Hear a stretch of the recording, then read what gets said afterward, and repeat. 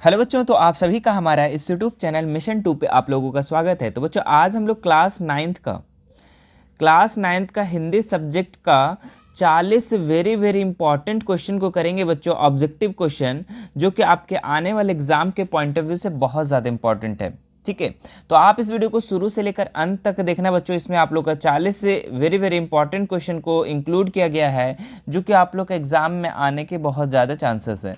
ठीक है, तो सबसे पहले क्या होता है, आपका हिंदी सब्जेक्ट में एक गद्यांश दिया हुआ रहता है। ठीक है, और गद्यांश को बहुत ही ध्यान से पढ़ना होता है। ठीक है, अगर आप इसे अच्छे से नहीं पढ़ेंगे तो इसका जवाब आप नहीं दे पाएंगे। ठीक है, तो आप लोग को एग्जाम से पहले 10-12 गद्यांश को पढ़ करके जाना है। ठीक है, और बढ़िया से पढ़ के जाना है। ठीक है, समझ में आ जाना चाहिए। तो चलिए हम लोग इस गद्यांश को पहले अच्छे से समझेंगे, उसके बाद इससे जो रिलेटेड सवाल होंगे उसका देने का प्रयास करेंगे।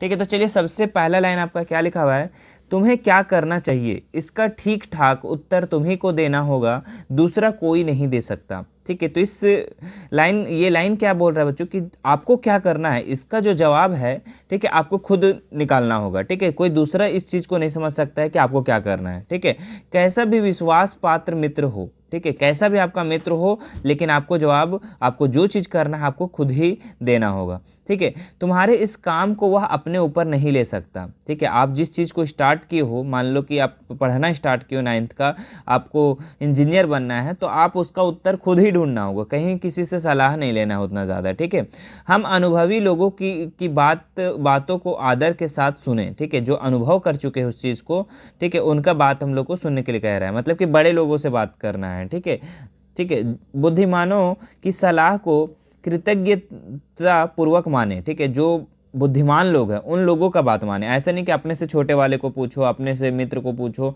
ठीक है, जो ज़्यादा बुद्धिमान है, जो लगता है कि हाँ ये सक्सेस है, उनसे आपको पूछने के लिए कह रहा है। तब इस बात को निश्चित समझकर कि अपने कामों से ही हमारी रक्षा और वह हमारा पतन होगा। ठीक है, हमें अपने विचार और निर्णय की स्वतंत्रता को दृढ़तापूर्वक बनाए रखना चाहिए। ठीक है, तो आप जिस चीज़ का लक्ष्य बनाए रखें उसको आपको दृढ़तापूर्वक उसी लक्ष्य पे अड़े रहने चाहिए। ठीक है, आगे क्या बोल रहा है, जिस पुरुष की दृष्टि सदा नीची रहती है उसका सिर कभी ऊपर ना होगा।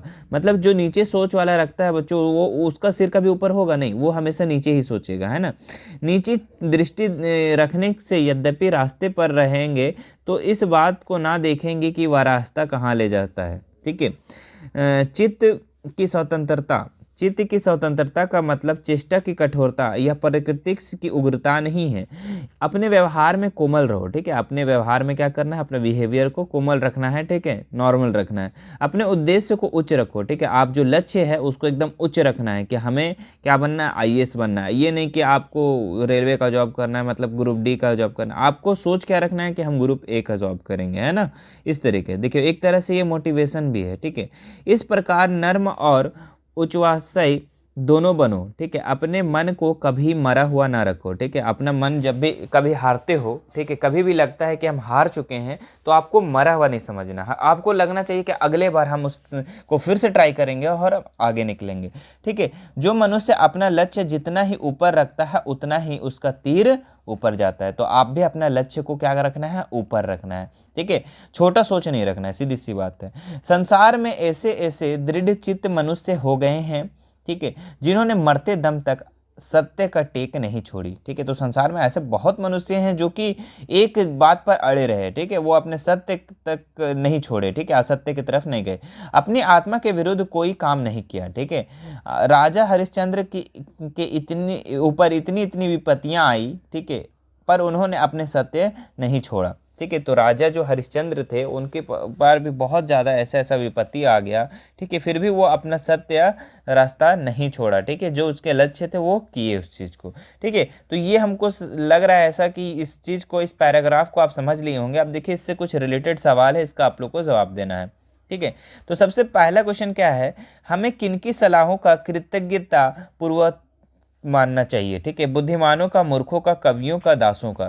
ठीक है, तो हमें किनकी सलाह लेना चाहिए बच्चों, तो बुद्धिमानों का। ठीक है, अपने से बड़े का, जो क्या बोले थे, अनुभव लोग हैं ना, अनुभव एक्सपीरियंस लोग हैं, उन लोग से हम लोग को सलाह लेना चाहिए, बुद्धिमान लोग से। चलिए दूसरा लाइन देखते हैं आप लोग।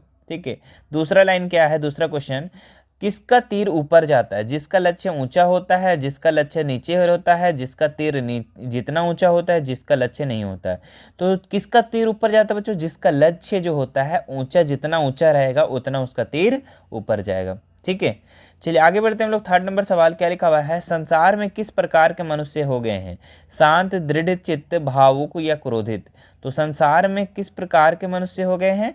तो दृढ़ चित्त। ठीक है, ऑप्शन नंबर 2 बिल्कुल राइट हो जाएगा। देखिए आपका यहीं पे लिखा हुआ था, कहाँ लिखा हुआ था? देखिए यहाँ पे इस लाइन में, संसार में ऐसे ऐसे दृढ़ चित्त मनुष्य हो गए हैं। ठीक है, तो यहाँ से आप लोग इसका आंसर हो जाएगा। अगर आप ध्यान से पढ़ लेंगे पैराग्राफ को बच्चों, ठीक है, तो आपको आंसर करने में दिक्कत नहीं होगा, वरना एक जहाँ गलती किया तो 1 नंबर कट जाएगा, इसलिए ध्यान से पढ़ना है। ठीक है, चलिए आगे देखिए। राजा हरिश्चंद्र ने अनेक विपत्तियां आने पर भी कौन सा मार्ग नहीं छोड़े? ठीक है, असत्य का, फरेब का, चोरी का, सत्य का। तो राजा हरिश्चंद्र पर भी बहुत विपत्ति आया, ठीक है, लेकिन वो सत्य के मार्ग नहीं छोड़े। ठीक है, ऑप्शन नंबर 4 इसका बिल्कुल राइट हो जाएगा। ठीक है, चलिए आगे बढ़ते हैं हम लोग। ठीक है, हमारा जो पैराग्राफ समझाने का प्रयास इसलिए है बच्चों कि आपके पास कोई भी पैराग्राफ अगर एग्जाम में आए तो आप उसको समझने का प्रयास करो, ऐसा नहीं कि बस जैसे तैसे आंसर करके आ गए। ठीक है, इसीलिए मैं इस पैराग्राफ को हमेशा समझाने का प्रयास करता हूँ। बहुत लोग आप लोगों को नहीं समझाते होंगे, बस डायरेक्ट आंसर कर देते होंगे, लेकिन मैं आप लोगों को कोशिश करता हूँ समझाने के लिए। ठीक है, चलिए अगला है क्या? देखिए एक और पैराग्राफ है, वृक्षों में भी पीपल या आश्वस्त का विशेष महत्व है। ठीक है, तो पीपल का जो है बहुत ज़्यादा महत्व है। यह हिमालय की ऊंचाइयों को छोड़कर सर्वत्र पाया जाता है। ठीक है, हिमालय को ऊंचाइयों को छोड़कर कहाँ पाया जाता है? सर्वत्र पाया जाता है। यह बरगद का भाई है। ठीक है, याद रखना आपको, पीपल किसका भाई है? बरगद का भाई है। कभी कभी बरगद पीपल दोनों के लिए अस्वस्थ शब्द का प्रयोग हुआ है, मतलब कि कभी कभी बरगद और पीपल दोनों अस्वस्थ प्रयोग हुआ है। ठीक है, हम भी कंफ्यूज हो जाते हैं बच्चों, ठीक है, बरगद और पीपल में। ठीक है, हम तो दोनों एक ही बोल देते हैं। ठीक है, इसीलिए बोला यहाँ अस्वस्थ वह शब्द प्रयोग हुआ। पर बरगद से पीपल इसलिए विशिष्ट है कि यह सर्वांग मनोहर है। ठीक है, पीपल क्या है? बरगद से इसलिए महत्वपूर्ण है कि पीपल जो है सर्वांग मनोहर है। विशेषकर जब नए किस्ले निकलते हैं तब बिना किसी हवा के संपर्क से हिलते दिखते हैं, तो ऐसा लगता है कि हजार हजार छोटी झाड़ियाँ किसी विशेष आगमन की सूचना देती है। ठीक है, पीपल जब हिलता है हल्का हल्का हल्का हल्का, तो ऐसा लगता है कोई आ रहा है ना। पलाश के फूल तो अंगारे की तरह दिखते हैं, पलाश का फूल जो है अंगारे की तरह दिखते हैं, पर पीपल के नए पल्लव ऐसे मनोहर होते हैं कि हजार हजार पक्षी दौड़कर आते हैं, है ना। पीपल पे आप देखे होंगे बहुत सारे पक्षी वगैरह, है ना। चलिए उस पीपल की बात करना चाहता हूँ। पीपल का पेड़ जो है भारत का दुर्निवार पेड़ है। ठीक है, भारत का दुर्निवार पेड़ है पीपल का। उसे कोई लगाए ना लगाए कहीं उग जाता है, मतलब कि इसे कोई लगाए या मत लगाए, लेकिन कहीं पे भी उग जाता है ये पीपल का पेड़। पुराने मकानों की संधियों में चिड़िया पीपल का गोदा खाकर उसके बीज बिखेर जाती है, पीपल उग जाता है। जैसे कि आप देखे होंगे पुराने घर में जिसका मिट्टी उट्टी का घर होता होगा, ठीक है, वहाँ पे अगर चिड़िया पीपल का जो गोदा खाता है, ठीक है, वहाँ उसका दाना खा करके और वहाँ जाके बिखेर देता है, ठीक है, वहाँ जाके छोड़ देता है, ठीक है, तो वहाँ पे आपका पीपल का पेड़ निकल जाता है। देखे होंगे आप बहुत सारे घरों में दीवार वगैरह में निकल जाता है ना। चलिए, किसी किसी पेड़ की डाली पर बीज बिखेर जाता है। ठीक है, तो आप देखे होंगे कहीं कहीं कि पीपल के पेड़ है, कोई पेड़ पे ही पेड़ निकल गया है, ऐसा देखे होंगे ना कहीं। ठीक है, पीपल उग जाता है, मतलब ऐसा लिखा हुआ है कि पेड़ की डाली पर ही बीज पड़ जाती है तो पीपल उग जाता है, मतलब कि ये इतना दुर्निवार पेड़ है कि आपका कहीं भी निकल जा रहा है। ठीक है, और अपने जड़ें दूर दूर तक फैलाता चला जाता है। गाँव में लोग इसे काटने से डरते हैं, गाँव में लोग इसे काटने से डरते हैं। पीपल का पेड़ बहुत पवित्र होता है। ठीक है, पीपल के पत्तों पर लोग राम नाम लिखते हैं। क्या नाम लिखते हैं? राम नाम लिखते हैं। पीपल की छांव में गांव में पंचायत जुटती थी ताकि वहां लोग झूठ ना कहे, मतलब कि लोग जो है गांव में पीपल का पेड़ को बहुत पवित्र मानते थे। ठीक है, और वहीं पे पंचायत को बैठाते थे पीपल के पेड़ के नीचे, ताकि कोई भी जो बोले वो झूठ ना बोले, क्योंकि लगता था कि कुछ हो जाएगा अगर हम झूठ बोले तो, है ना। और पीपल के पेड़ के पत्तों पे क्या लिखते थे? राम नाम लिखते थे। ठीक है, उम्मीद है कि आपको ये पैराग्राफ समझ में आ गया होगा। ठीक है, अब देखिए इससे कुछ रिलेटेड सवाल है, आपको समझना होगा और इसका आंसर करना होगा। 5 नंबर, वृक्षों में किसका विशेष महत्व है? तो आम का, बरगद का, पीपल का, अमरूद का। अभी हम लोग पीपल के बारे में पढ़ रहे थे, तो इसका आंसर हो जाएगा बच्चों ऑप्शन नंबर 3 पीपल। ठीक है, वृक्षों में किसका विशेष महत्व है? तो पीपल का। किसके फूल अंगारे की तरह दिखते हैं मेरे बच्चों? ठीक है, तो हम लोग अभी जस्ट पढ़े थे पलाश के फूल है ना, तो 4 ऑप्शन है, गुलाब के, गेंदा फूल के, चमेली के, पलाश के, तो इसका राइट आंसर हो जाएगा पलाश के फूल। ठीक है, चलिए 7 नंबर सवाल देखेंगे आप लोग, क्या है? भारत का दुर्निवार पेड़ कौन है? ठीक है, तो पीपल, नीम, पलाश, आम। तो भारत का जो दुर्निवार पेड़ है बच्चों क्या है?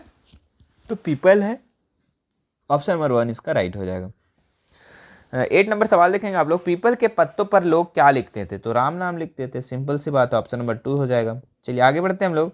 देखिए यहाँ कुछ आपका एक पत्र दिया गया है और इस पत्र में कुछ खाली जगह है, उस जगह को आपको भरना है बहुत ध्यान से। ठीक है, क्या दिया हुआ है? देखिए, नीचे दिए गए पत्र लेखन के रिक्त स्थान को सही विकल्प भरें। ठीक है, सेवा में आगे यहाँ पे क्या होगा, इसके लिए आपको पत्र को पूरा पढ़ना होगा। ठीक है, चलिए पहले पत्र को पूरा पढ़ते हैं। अपर बाजार रांची, विषय अपराधों की रोकथाम के लिए आवेदन पत्र। ठीक है, खालिस्तान है। फिर पिछले कुछ महीनों में चर्च रोड क्षेत्र में अपराधों की संख्या बढ़ रही है, दिन दहाड़े चलते हुए राहगीरों को लूटा जाता है, से संबंधित घटनाएं रोजमर्रा हो गई है, दिन रात चोरी का भय बना रहता है, अतः आपसे जो भी है निवेदन है, क्या है ना, इसके पुलिस गश्त का उचित प्रबंध कि अपराधों की रोकथाम की जाए। ठीक है, अब देखिए यहाँ पे क्या होगा, सेवा में किसको लिखेगा ये पत्र? ठीक है, पहले ऑप्शन देख लेते हैं क्या क्या है। तो पहला ऑप्शन है इसमें पुलिस विभाग, प्रधानाध्यापक, थानाध्यक्ष, पदाधिकारी।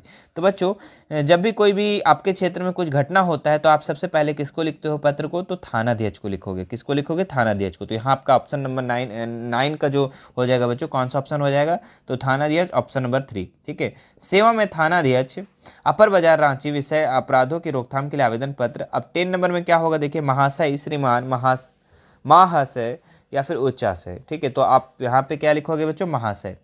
ठीक है, ऑप्शन नंबर 1 महाशय। 10 नंबर में महाशय। महाशय, पिछले कुछ महीनों में चर्च का रोड अपराधों की संख्या बढ़ गई, दिन दहाड़े चलते राहगीरों को लूटा जाता है। 11 नंबर में क्या होगा बच्चों? देख लेते हैं ऑप्शन। ऑप्शन है पहला बलात्कार, दुराचार, समाचार, दुर्विचार। ठीक है, तो 11 नंबर का क्या होगा बच्चों? यहाँ पे देखो 11 नंबर कहाँ गया हमारा? नीचे है ना। हाँ, बलात्कार से संबंधित घटनाएं रोजमर्रा हो गई है। ठीक है, या फिर दुराचार या समाचार या दुर्विचार। ठीक है, तो इसमें बलात्कार होगा। ठीक है, क्या हो जाएगा? बलात्कार, ऑप्शन नंबर 1 इसका राइट हो जाएगा। चलिए 12 नंबर में देखते हैं क्या हो जाएगा। अतः आपसे क्या है? नर्म निवेदन है, क्या है देख लेते हैं। अतः आपसे आदेश, निर्देश, अनुरोध। अनुरोध होगा बच्चों। ठीक है, ऑप्शन नंबर 3 इसका राइट हो जाएगा।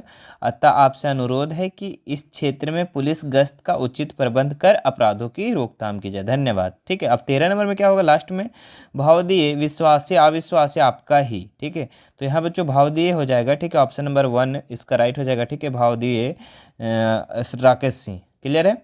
चलो अब आते हैं हम लोग यहाँ से कुछ ग्रामर पोर्शन है। ठीक है, इसको आप लोगों को करना है। बालक का स्त्रीलिंग रूप होगा। ठीक है, तो बालक का जो सही स्त्रीलिंग रूप आपका होगा कौन सा होगा बच्चों? ऑप्शन है बालिका, बालिका, बालिकाएं, बालकों। ठीक है, तो इसका जो स्त्रीलिंग होगा बच्चों बालक का, बालिका, ऑप्शन नंबर 2 इसका बिल्कुल राइट हो जाएगा। चलिए आगे बढ़ते हैं हम लोग। 15 नंबर सवाल क्या है? पुस्तक का बहुवचन होगा। ठीक है, तो पुस्तकालय, पुस्तिका, पुस्तकें, पुस्तिकाएं। ठीक है, तो इसका जो हो जाएगा बच्चों पुस्तकें, इसका राइट हो जाएगा। 15 का तीसरा नंबर सवाल ऑप्शन सही हो जाएगा। ठीक है, पुस्तक का बहुवचन पुस्तकें, है ना। चलिए आगे देखते हैं हम। 16 नंबर सवाल क्या है? इनमें से गुणवाचक विशेषण कौन सा है? ठीक है, तो 1 किलो सेब। ठीक है, तो 1 किलो आ गया, ये तो आपका संख्यावाचक आ गया। चौगुना, ये भी संख्यावाचक आ गया। 4 गुना 4 आ रहा है ना।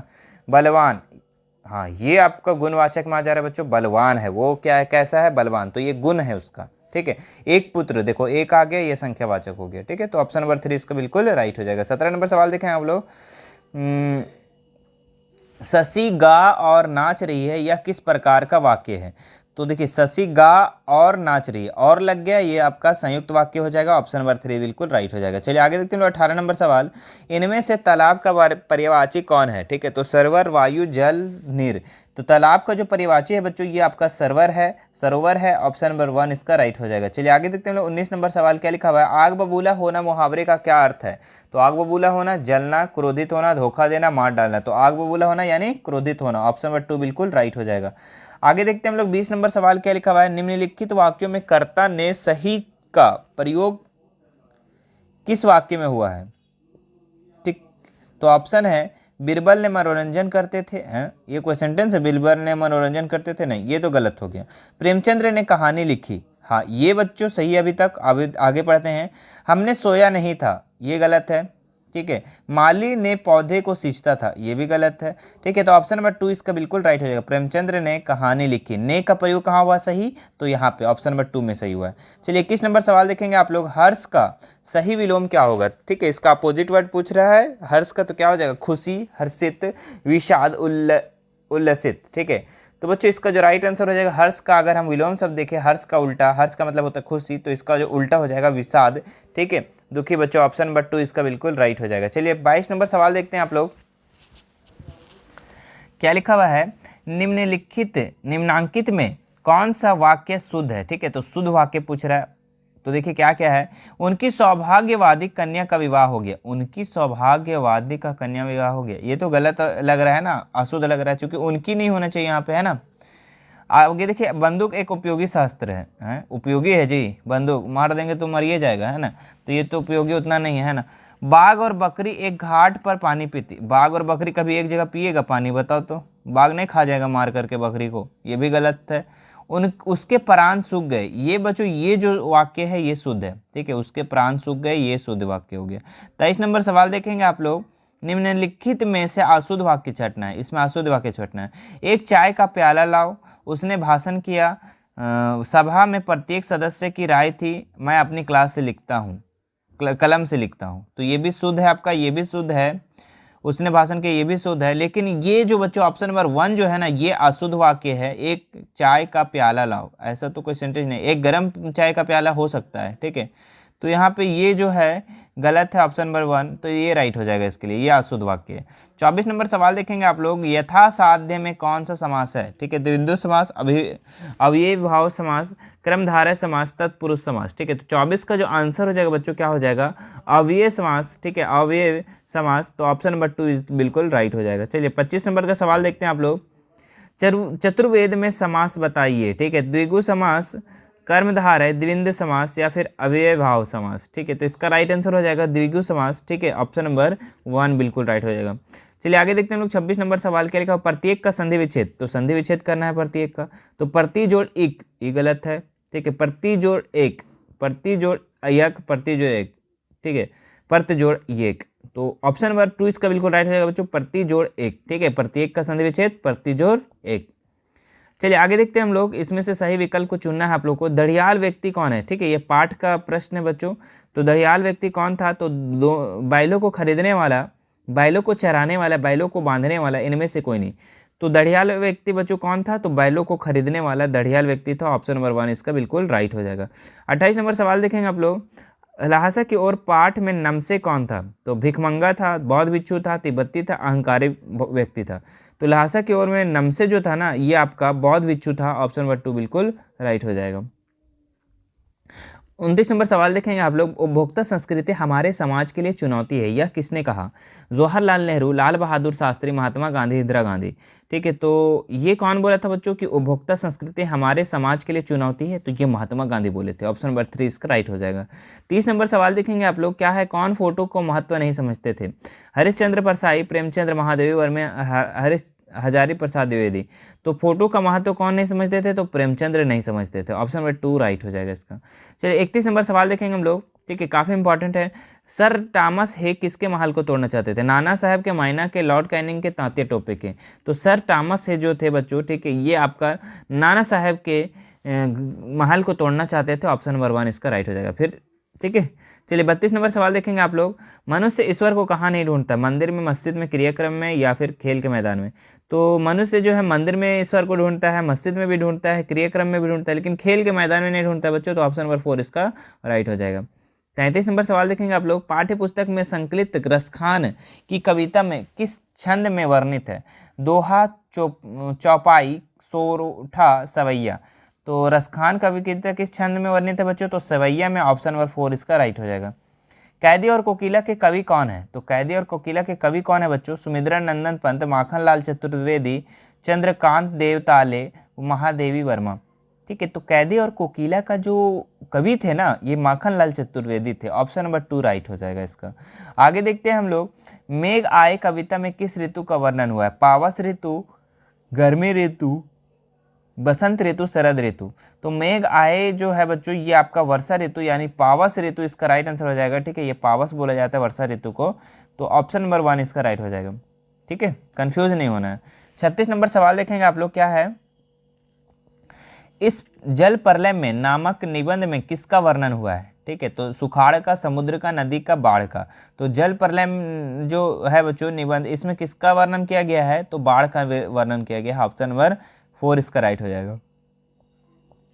आगे देखिए, आपके लाडले बेटे की रीढ़ की हड्डी भी नहीं है, यह कथन किनका है? राम स्वरूप का, उमा का, प्रेमा का, रतन का। ठीक है, तो यह कथन किसका था बच्चों? तो उमा का था। ऑप्शन नंबर 2 इसका राइट हो जाएगा। चलिए आगे देखते हैं आप लोग, भूख मीठी की भोजन मीठा से क्या अभिप्राय है? ठीक है, तो भोजन मीठा होता है, भूख नहीं। नहीं, ये तो गलत बोल रहा है। भूख मीठी होती है, भोजन नहीं। हाँ, ये सही है बच्चों, ऑप्शन नंबर 2। ठीक है, भूख मीठी है परंतु भोजन नहीं। आपको देखो, भूख मीठी इसलिए है कि आपको अगर भूख लगा हुआ रहे, आपको कोई भी खाना मिल जाता है, माड़ भात भी मिल जाता है तो आप खा लेते हो, यानी भूख मीठा है बच्चों, भोजन नहीं।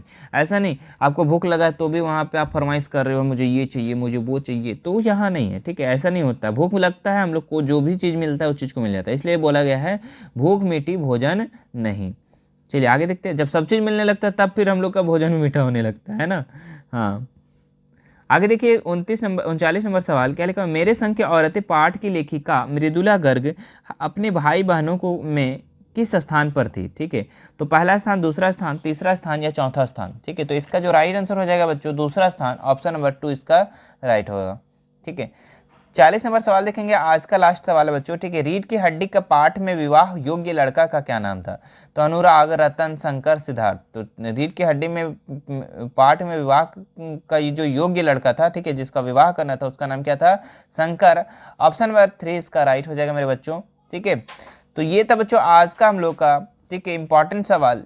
ठीक है, जो कि आपके आने वाले एग्जाम के पॉइंट ऑफ व्यू से बहुत ज़्यादा इंपॉर्टेंट है। मुझे आशा है कि आप सभी को ये वीडियो बहुत पसंद आया होगा बच्चों, तो लाइक ज़रूर कर दीजिएगा। ठीक है, सभी को शेयर कर देंगे आप लोग। ठीक है, जो क्लास 9th में है, ठीक है, उन लोगों को सभी को शेयर कर देंगे आप। और 2023 का अगर मॉडल पेपर आप नहीं देखे हो बच्चों, ठीक है, जो आया हुआ है झारखंड एकेडमिक काउंसिल की तरफ से, तो वो भी आप जाकर देख लेंगे। ठीक है, उसका लिंक मैं डिस्क्रिप्शन में के फर्स्ट में ही डाल दूंगा। ठीक है, वहाँ से जाकर देख सकते हैं। चैनल को विजिट कर सकते हैं बच्चों। चैनल में आपको 2023 के प्रिपरेशन के लिए बहुत चीज़ करवाया गया है। पहली बात तो ये कि मॉडल पेपर जो प्रीवियस 5 साल का है ना, 5 साल का 2019 से लेकर 2023 तक का मॉडल पेपर सारा सब्जेक्ट का करवाया गया है। दूसरा बात यह है कि 3 साल का प्रीवियस ईयर क्वेश्चन करवाया गया है चैनल पे। ठीक है, और तीसरा बात यह कि 2023 का जो मॉडल पेपर आया वो भी करा दिया गया है। उसके बाद आपको इंपॉर्टेंट क्वेश्चन भी बहुत चीज़ बताया जा रहा है। ठीक है, तो इतने सारी चीज़ आपके हमारे चैनल पर करवाए जा रहे हैं। ठीक है, तो चैनल को एक बार अगर सब्सक्राइब नहीं किए तो सब्सक्राइब करके बेल आइकन बटन को भी ज़रूर प्रेस कर लें, और जाके आप प्लेलिस्ट चेक करना बच्चों। ठीक है, प्लेलिस्ट बहुत चीज़ बताया गया है। ठीक है, प्लेलिस्ट अगर चेक करना नहीं आएगा तो हम हमें मैसेज करना व्हाट्सएप पे, आप हमको मैं उसे बता दूंगा प्लेलिस्ट कैसे देखा जाता है। ठीक है, मुझे उम्मीद है कि आप लोगों को प्लेलिस्ट भी देखना आता होगा। ठीक है, तो आप क्लास 9th में हो तो जाकर जल्दी से प्लेलिस्ट चेक करो। ठीक है, वहाँ पे बहुत सारे ऐसे मिल जाएंगे। 5 साल का मॉडल पेपर, 3 साल का प्रीवियस ईयर क्वेश्चन, 2023 का मॉडल पेपर और इंपॉर्टेंट क्वेश्चन सारा का सारा मिल जाएगा मेरे बच्चों। ठीक है, तो आप जाकर जल्दी से देखें। ठीक है, फिर मिलते हैं हम नेक्स्ट वीडियो में नेक्स्ट सब्जेक्ट को लेकर। ठीक है, थैंक यू सो मच।